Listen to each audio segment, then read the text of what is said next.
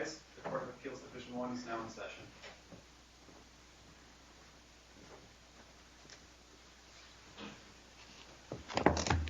Please be seated.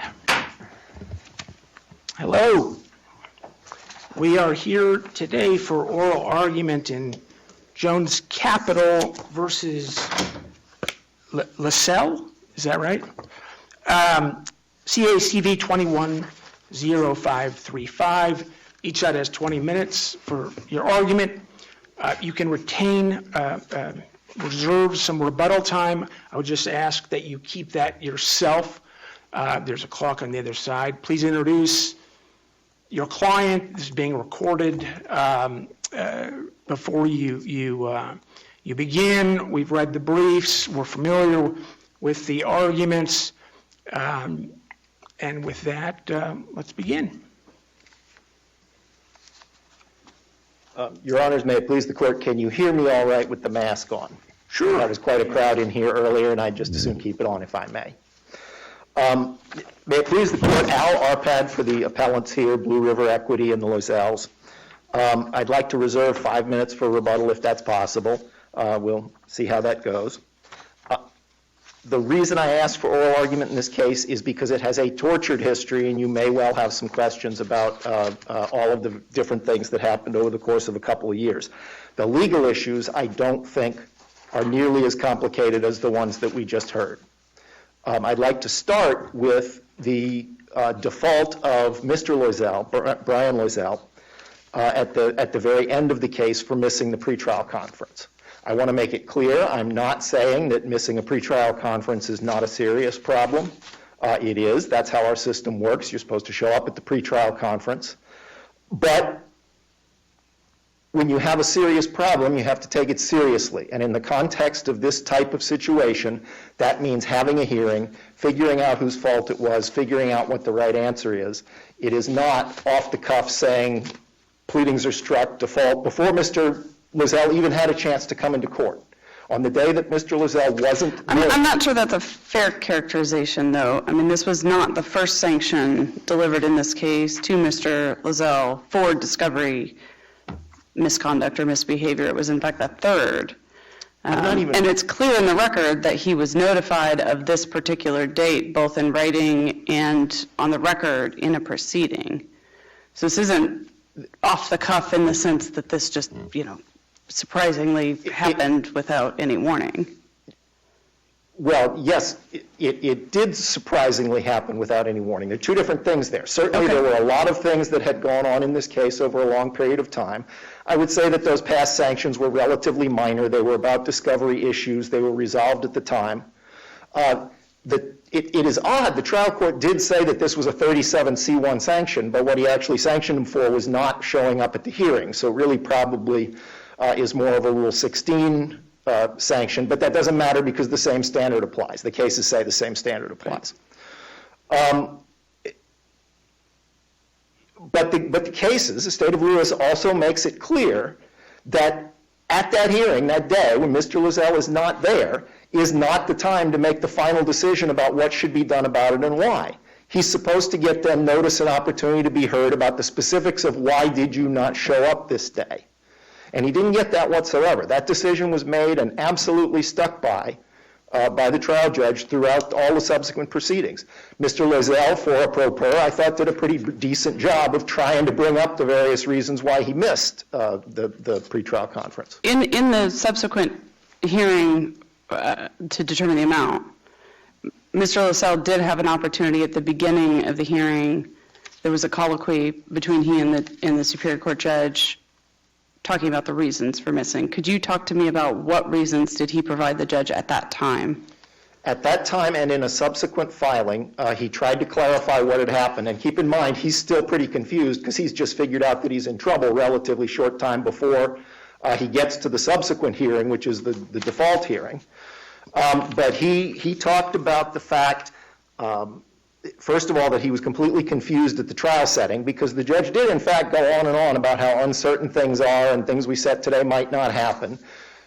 As a lawyer, I understand that when the judge said, okay, so we are setting for this date, I got to get that in my calendaring system and I got to show up. And I understand Mr. Loiselle is held to the same standard as a lawyer. But the standard for striking pleadings is beyond, did you make a mistake that would be chargeable as a bad mistake to a lawyer? It's willful, contumacious, bad faith. There's no hearing to establish that, and there's not even a finding of it. I mean, the closest thing to a finding is the judge says at one point in one of the transcripts, I think on the May 17th, the default hearing, Mr. Loiselle, if you forgot, that's on you. That's not a finding of willfulness or bad faith. That finding just doesn't exist. And there wasn't an actual evidentiary proceeding. I agree with you, there was a colloquy where Mr. Loiselle tried to argue multiple times the various reasons why he had missed this hearing. And you may think they're good reasons, you may think they're not great reasons, but there hasn't been a hearing. And I'll tell you, well, I'm not going to testify because that's not what an appeal is about. But I think that if there were a hearing, there are meaty things to get into, such as what was the role of the defense counsel here. That wasn't Mr. Loiselle's lawyer, but that was the lawyer for his wife and his company, which was his alter ego, who also didn't show up. And the trial court dealt with that later by saying, well, she's dismissed and Blue River Equity is going to be dealt with in some other kind of way. But we did not follow the process. We do not have the findings. That has to happen. I think under a state of Lewis, that's clear. So the law on that's relatively straightforward. We simply did not have the process and we do not have the findings to uphold a complete default, a striking of pleadings and all defenses.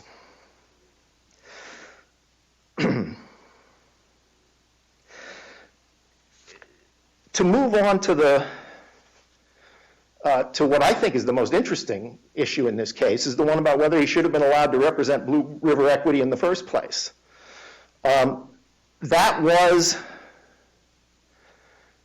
a unique situation, a unique thing for him to argue. I didn't find controlling case law on it. The closest thing I found is the Brown case, I think, that happens to be from Arizona, an unpublished case that I cited to you. Let me ask you at the outset, you had referred to it as a defunct entity. What is the evidence in the record of that? That's a distinction between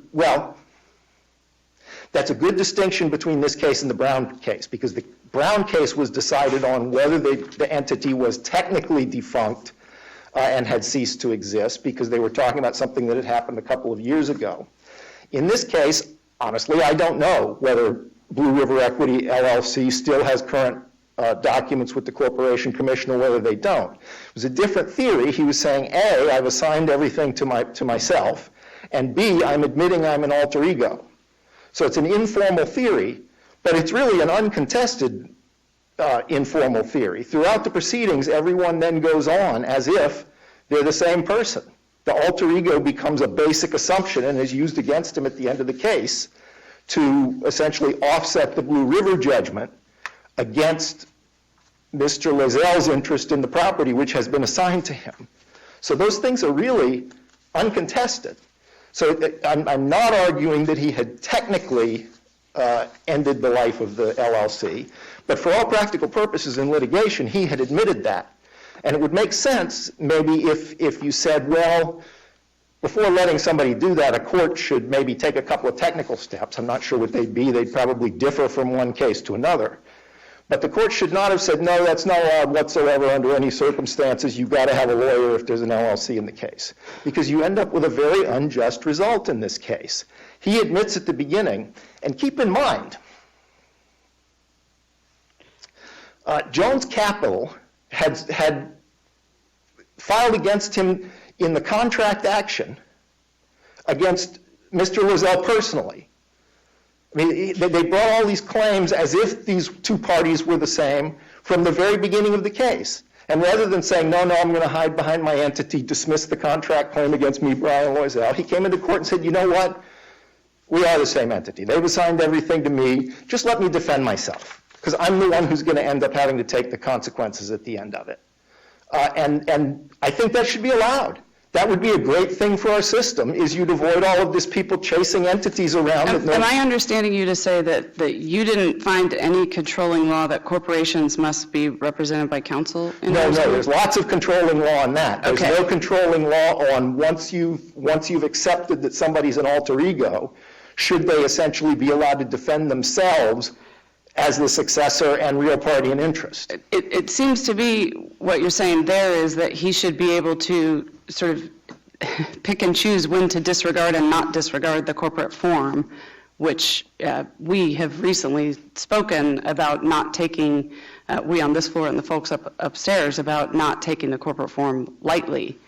And so it's sort of I'm trying to follow exactly what you're saying here about there being an open question on being able to just disregard the corporate form when it's sort of advantageous. You don't have to hire counsel, you don't have to be out those expenses, but you can hide behind it in terms of liability. Which is not what I'm saying here, happened here. I'm just saying there's a reason why we don't take that corporate form lightly. I don't disagree with that, Your Honor. I do think the corporate form is important, and if he had showed up and showed any sign whatsoever that he was trying to go back and forth, that would be a completely different case.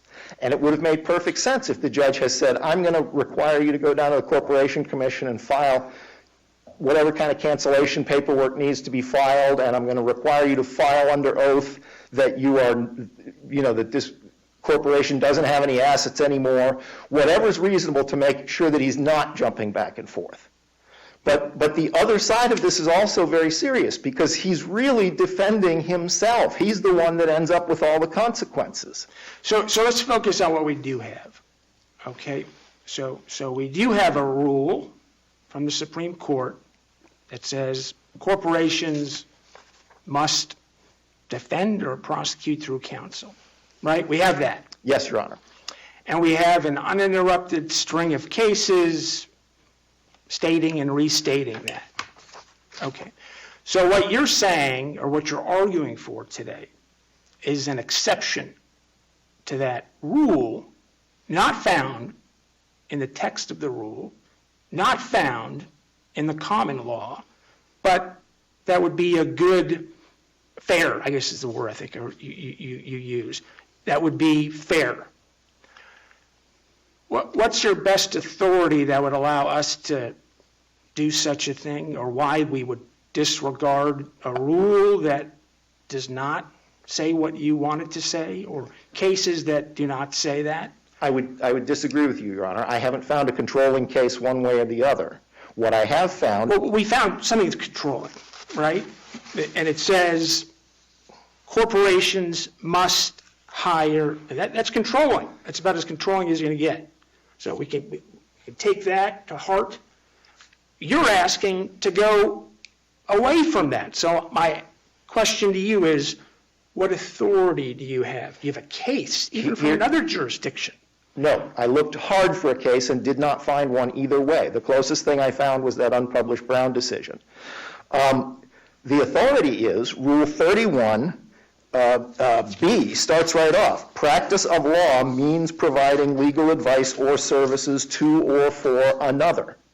So you have to have a second entity before Rule 31 applies. And we've also provided you with case law that says the whole point of piercing the corporate veil is that you found there's only one entity. There's a person, and the entity doesn't exist for all practical purposes. And when you put those two things together, he's not practicing law. He's just trying to defend himself. We have a company, right? Yes, Your Honor. Uncontested. The rule says that that company needs a lawyer. So I'm not sure where this ambiguity is, other than you want us to create this common law exception premised upon, and here's kind of, the inverse of what I'm used to, which is, fighting against the corporate form so you can get the assets. Here we're it's the inverse, and you're saying, well, there's really not a corporate form, so I should be able to defend both. I've never heard, it's a very creative argument, but I just don't, unless you can give me a case, a statute, I can't just, I don't think I can just say, well, I think it's a good idea to append a reverse piercing the corporate veil doctrine to this. The piercing the corporate veil doctrine already exists, and it's pretty well established.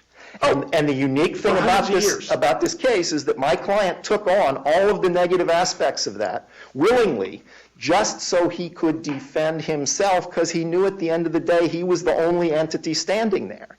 And the language of the rule does recognize that. You're not practicing law unless you're doing it for another.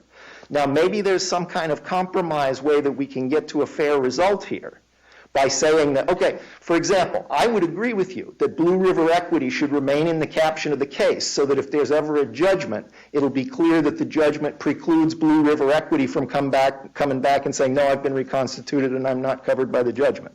But that's kind of the same as a DBA. If he was operating under the DBA Blue River Equity, the DBA wouldn't have to have a lawyer. At least I can't find any authority that they would. And that's what it's been collapsed into. I don't even know, how do we get to fairness and equity when we have a rule and we have cases and we have not any language in either that has embraced the detour you're asking? You're the first ones doing this as far as I know. Nationally.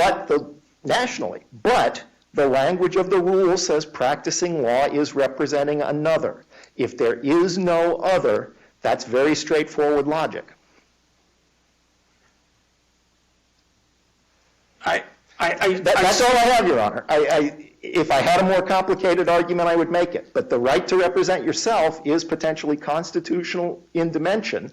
And what happens over the course of this case is exactly the problem, is that he tries to say from the beginning, all I want to do is defend this case on the merits. And he's not allowed to because there's this corporation in the way.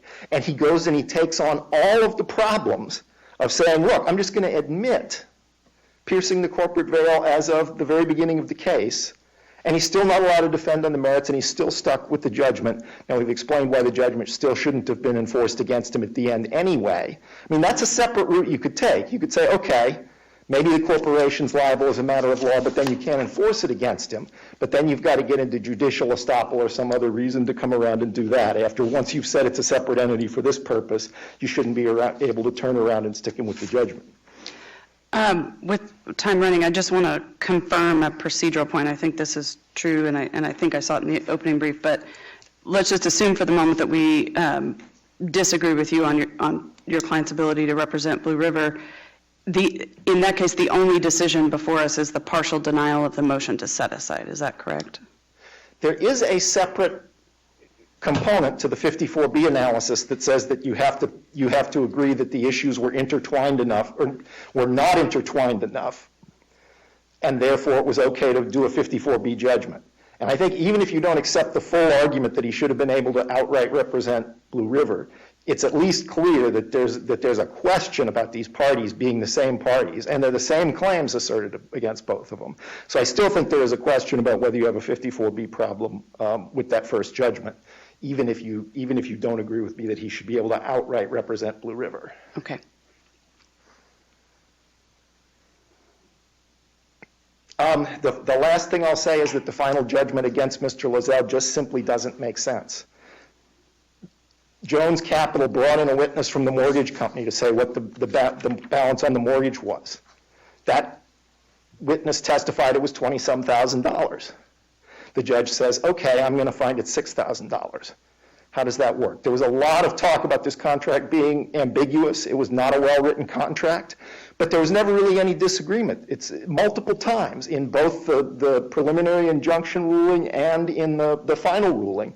The judge says the parties don't really disagree that they were supposed to pay down to the mortgage balance. The only question is, what is the mortgage balance? And then the judge came up with a nonsensical mortgage balance that isn't even remotely supported by the evidence. I'll reserve my 2 minutes if I may. Sure, thank you.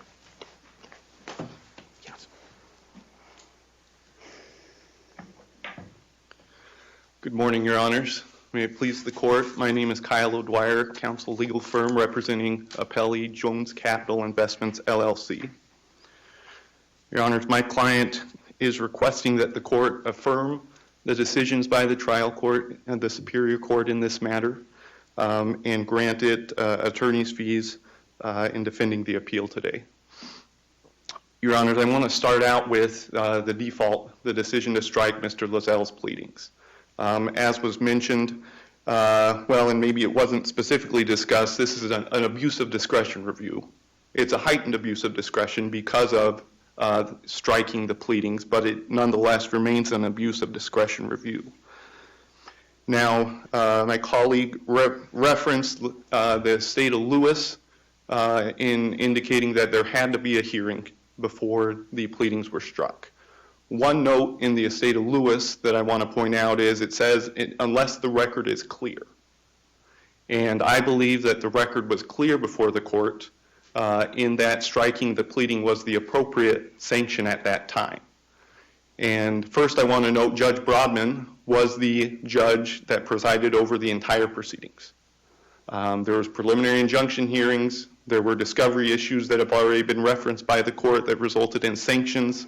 One of the orders in the motion for sanctions did consider whether striking the pleadings or dispositive sanctions were appropriate and denied.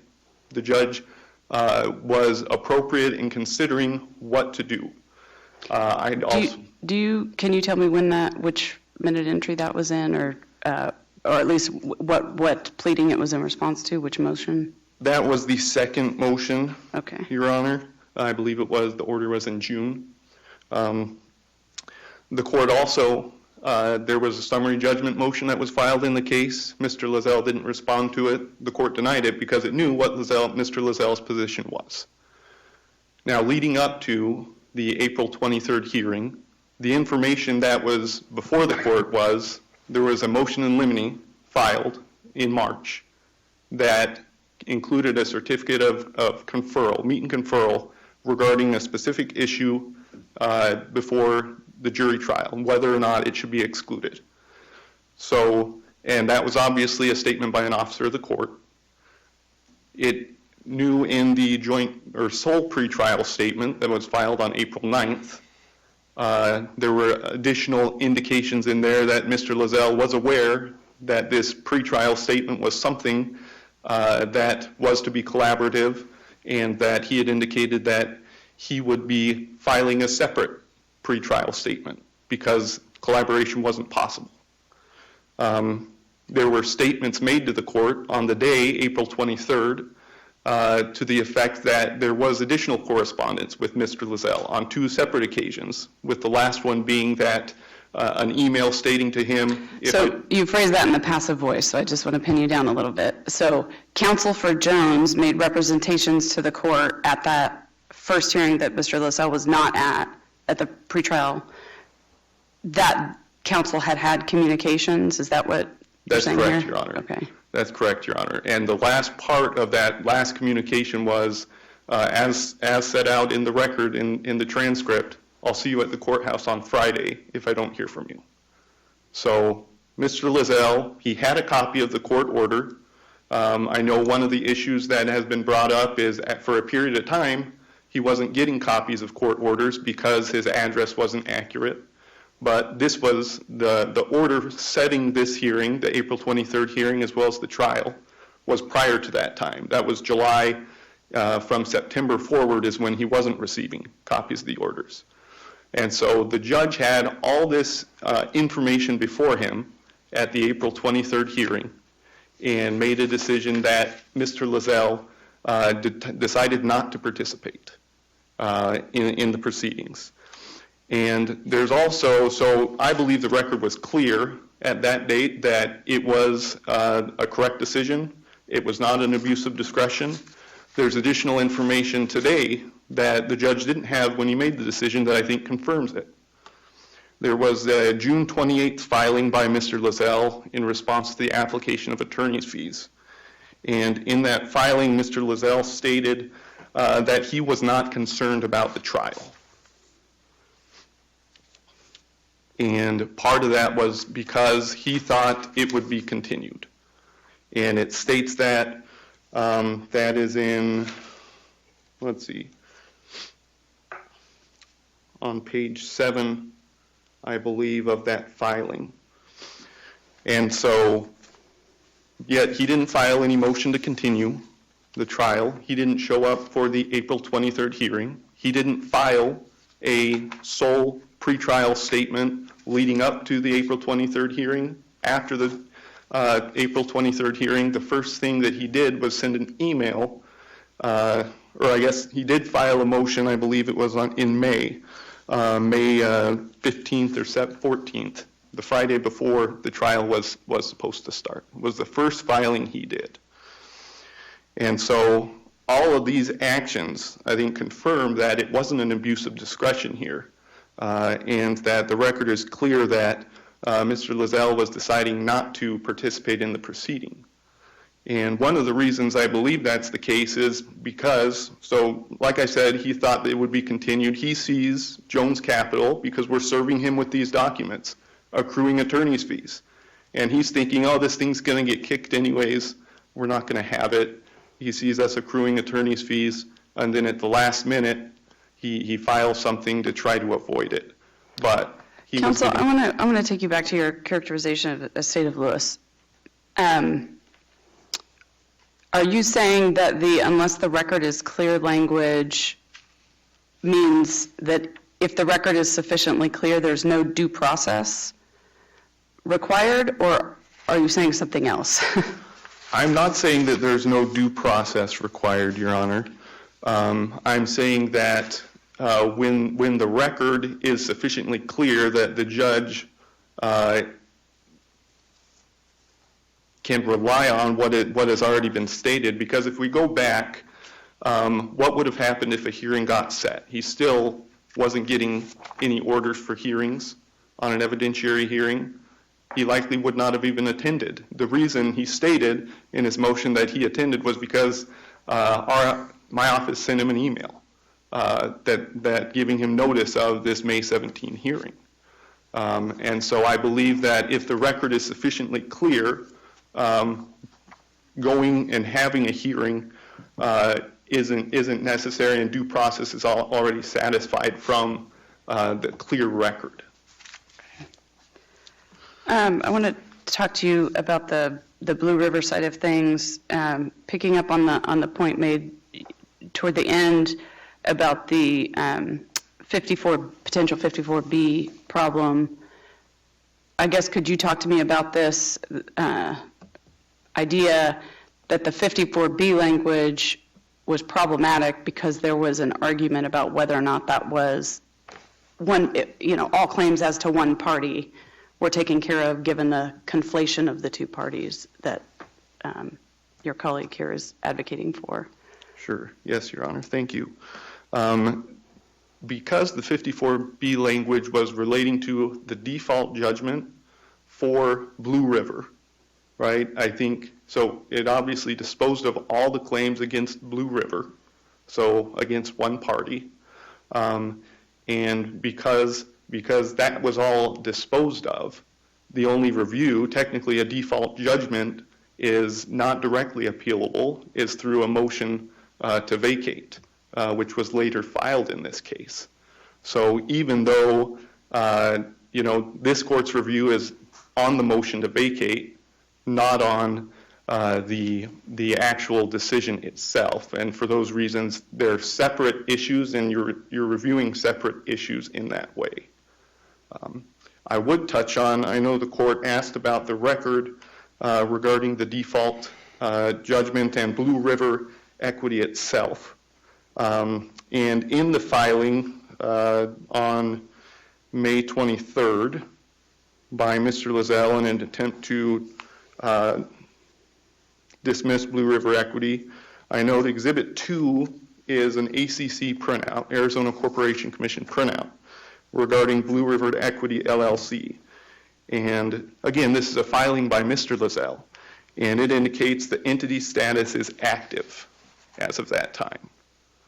So rather than it actually being defunct and inactive, he made a representation to the court that transferred some assets, but this is still an active entity.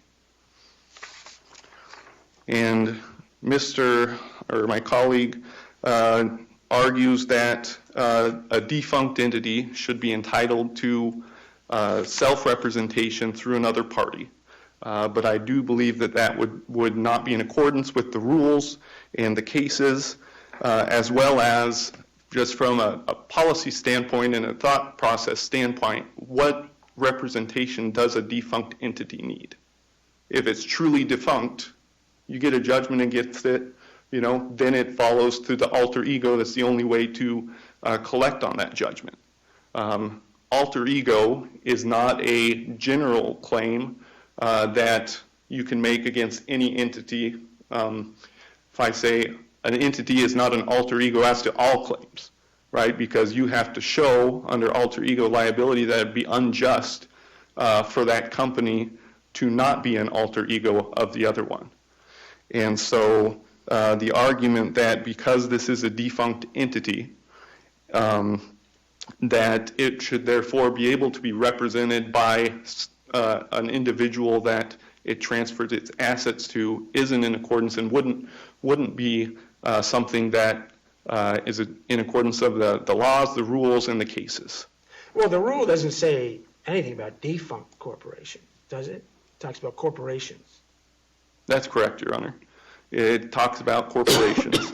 But again, going back to Mr. Loiselle's filings, there isn't even facts in the record saying this corporation is defunct. And the other... You mean other than his own testimony that it was in fact defunct? Well, he testified that assets were transferred from it, right, and that he took on the assets and liabilities. But other than that testimony, the evidence in the record says that it continued to be active. What's the policy behind Rule 31 and the common law interpretation that corporations need to act through lawyers? Your Honor, the policy through Rule 31, I believe, is that entities, so you're able to represent yourself. An entity is separate and distinct from an individual. So that's why they're created, right? Because if you don't create an entity, you by de facto, you're creating personal liability and you have no shield, shield from liability. So what about the point that the corporation needs a lawyer? I mean, what is the rule trying to either avoid or capture by requiring corporations to hire or at least litigate through lawyers? Your Honor, I think the rule, what it's trying to accomplish is to ensure that these are separate, that someone can't just take advantage of the corporate form and not have a valid representative representing it.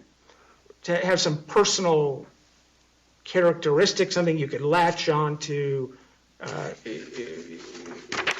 what is otherwise a formless, amorphous name of a business. Is that the point that you need, if you want redress against a corporation, or you need somewhere or somebody or something to go through? I believe so, Your Honor. I'd be in agreement with that. And how does that, well, okay. On the motion to set aside, one of the arguments is that the complaint did not sufficiently plead the essential elements of fraud. And Rule 9b is pretty clear about pleading with particularity. So can you talk to me about how your response to that, how did the complaint give fair notice of the fraud claim? Thank you. Yes, Your Honor. The rule does require specific elements to be pled for fraud. There's also requirements that any claim be pled. Fraud is obviously a heightened standard.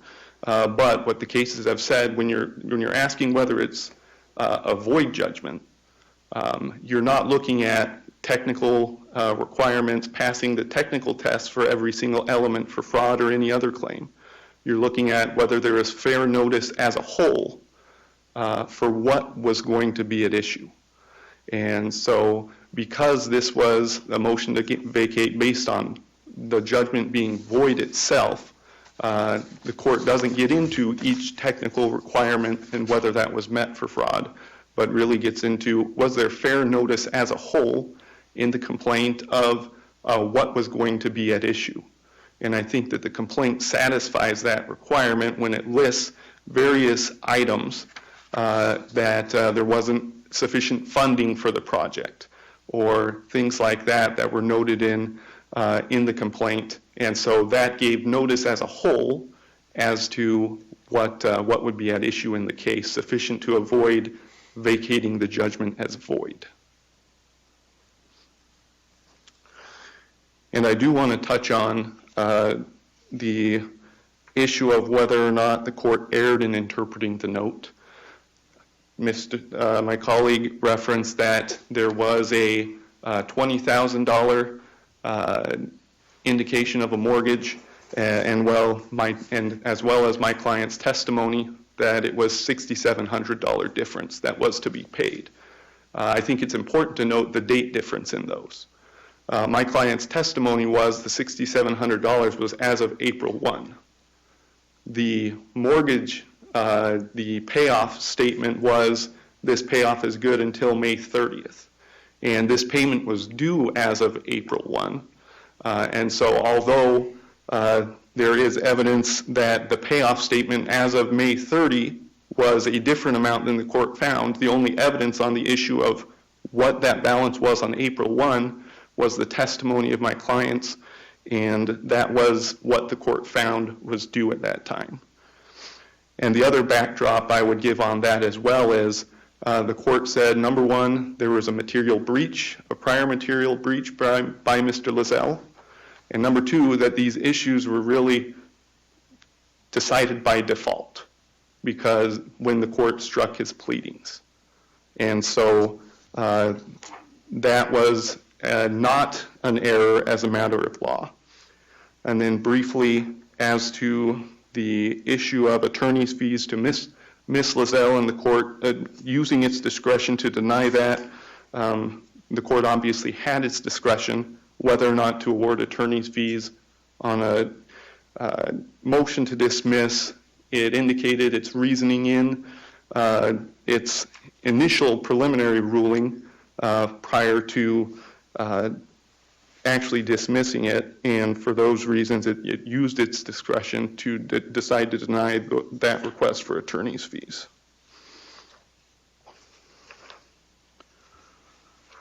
For those reasons, Your Honor, my client would ask that the court affirm the Superior Court's decision in this case. Thank you. Thank you, counsel.